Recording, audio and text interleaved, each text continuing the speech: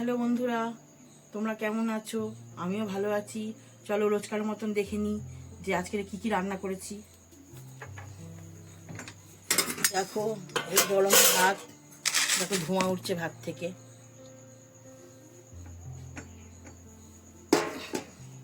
এখানে দেখো আলু ভাজা, এই যে আলু ভাজা,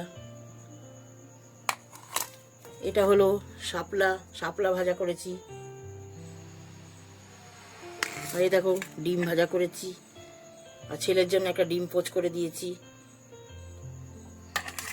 আর এই ডাল দেখো পেঁয়াজ ফোড়ন দিয়ে ডাল করেছি। আজকে দুপুরের এই মেনু। আমাদের এই ভিডিওটা যদি ভালো লেগে থাকে একটা লাইক করে দেবে, আর চ্যানেলটাকে সাবস্ক্রাইব করে দেবে, আর শেয়ার করে দেবে।